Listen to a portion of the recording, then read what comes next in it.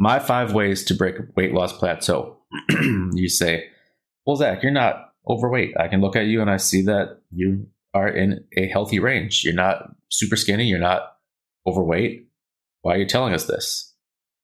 Because I do gain weight every year. Right now, I'm actually in a calorie deficit because every single year I gain weight, usually around the end of summer, all the way up until fall to winter. Then I start losing weight up until late spring, early summer. So every year I gain weight, every year I lose weight. My first couple of years, I gained way too much weight and I had to lose a lot. I had to lose 30 pounds one year. I had to lose 30 pounds of body fat. Not all body fat, but some of it was definitely muscle, a little water, but there was a lot of body fat. So even though I'm not there right now, I have definitely had to do that in the past. When you hit that weight loss plateau, here are 5 things that you can do. Number 1, do more multi-joint or compound exercises. Compound exercises are those big movements that require multiple body parts to move the weight. So that's going to be deadlifts, squats, bench press, shoulder press,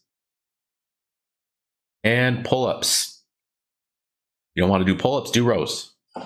Very similar. I should suggest that you do rows because a lot of times pull-ups get too easy for people that are getting really strong, especially if you start losing weight.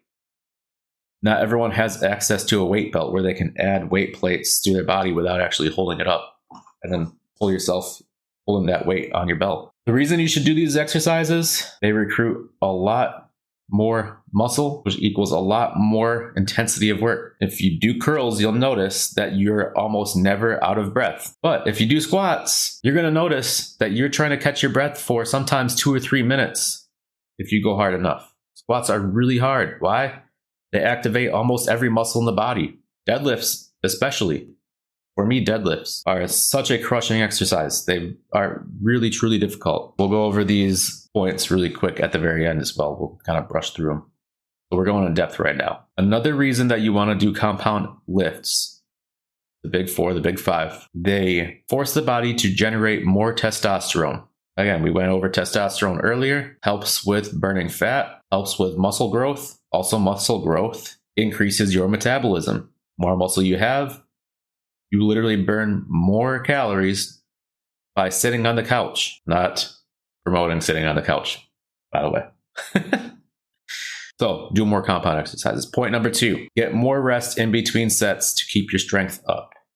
Now, this does come with a caveat. Caveat is don't get too much rest. This is really difficult. If you're sitting there, it's not that difficult to be honest. If you're sitting there for more than 2 minutes resting, you're resting too much. If you're only, because I see a lot of people, a lot of my clients, especially, I don't know exactly why, younger guys or female clients, they really want to go to the next exercise, next.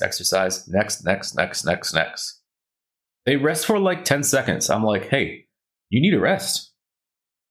The reason for this is because it keeps your strength up.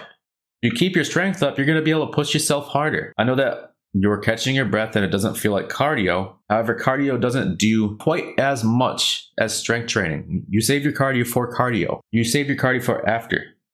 We don't do cardio on the weight floor. On the weight floor, we're trying to increase your metabolism and increase your muscle. If you're not strong enough to lift at your absolute potential, you're not going to gain muscle, or at least very little. So get more rest between sets. Usually you rest up until you catch your breath. If you've caught your breath to the point where your breath would be if you were on a brisk walk, not a jog, but not sitting on the couch, you caught your breath enough to go again. That's about 30 to 45 seconds. Anything over a minute and a half is way too long.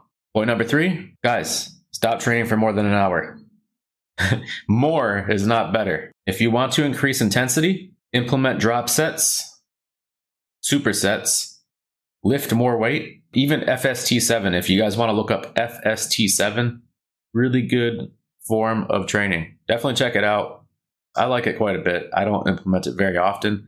There are a lot of different, there's cluster sets, all different types of ways that you can increase your intensity without doing back-to-back sets and without training for more than an hour. When you start training for more than an hour, what happens is that you increase your catabolic hormones. Catabolic hormones are things like cortisol. Increases the amount of stress, lowers your testosterone, makes your sleep quality worse. Makes you weaker. Makes it harder for your body to utilize protein. So it actually can impede on protein synthesis. You can overtrain to the point also where your muscles are too sore to go on the next day. Because if you have to lift maybe in 1 or 2 days, and if your muscles are completely destroyed, you're not going to be at your best when you go to lift. Don't train for more than an hour. If you feel the need to, just up your intensity a bit with some drop sets and supersets, and so on. Number 4, supplement with vitamins, fish oil, and coffee. And I'm going to throw in a little bonus, creatine. I love creatine. Vitamins help you make sure that you're getting, your normal multivitamin. We're not going to go over that too much. There's way too much to go into. However, if you're not getting all of your, minerals and vitamins, your micronutrients, there are small things that happen to your body that make things a little bit more difficult. Maybe you're more sleepy, things like this. So make sure that you are using a healthy, ideally food-derived multivitamin, really high quality.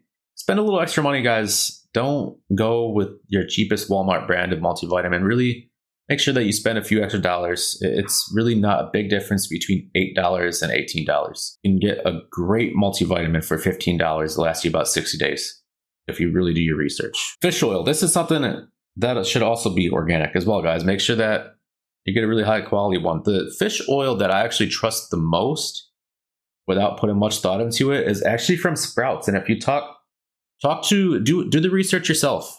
A lot of this, you should be doing the research for yourself. I give you the simple layout, but ask around, man. Look it up. If you go to Sprouts, if you have it in your area, ask the people that work in the supplement aisle about the fish oil and why they trust the fish oil there. Really interesting stuff. Omega-3 fatty acids actually help mobilize fats in the body. Not going to make the biggest impact. However, we're looking at micro impacts now, and fish oil can help quite a bit. The last one is coffee. Slightly increases your heart rate, increases your body temperature, and basically just makes you burn a little bit more calories. Now, don't get hooked on coffee, guys. We're literally just talking like a cup a day. I don't want you guys to think that you should be drinking 5 cups of coffee a day. Again, more is not better, right? That comes with its own health problems. You're increasing your heart rate. Anything that has to do with the heart, not a good idea. If you're already sensitive to coffee, then ignore this advice. You don't need it. Coffee, green tea. I'm going to end it there. I know that some people are going to start looking into energy drinks, things like that. I'm not going to suggest anything that sends you on a rabbit hole that ends in a very unhealthy way. Coffee and tea have been out for a very long time. It's much more natural than anything that's basically a caffeine extract. I stick with that. I drink a half a cup or a cup of coffee a day. That's it. Lately, I've been doing a cup of coffee a day because I'm toward the end of a cut, getting pretty lean. Now, finally, the last resort. This is the last resort, guys. A lot of people start with this. This is a problem, right? You do all the things that I mentioned. Now decrease your calories by 100 and stay there for a week. So you were at 1900 Monday, go down to 1800, stay there for a week. Weigh yourself every morning after using the bathroom. If nothing changes, then go to 1700. You should start seeing a change. 100% you're going to see a change. If not, see a doctor. And I'm serious. Because it's almost impossible to not lose weight if you're doing what I'm telling you to do right now. To brush through these points really quick, there are 5 ways to break through a weight loss plateau. Number 1, do multi-joint or compound exercises. Number 2, get more rests between sets to keep your strength up. Number 3, don't train for more than an hour. Use techniques like drop sets and supersets to keep the intensity higher. Number 4, supplement with vitamins, fish oil, and a little bit of coffee. And number 5, when all else fails, drop 100 calories per week until you start losing weight again. Weigh yourself every morning.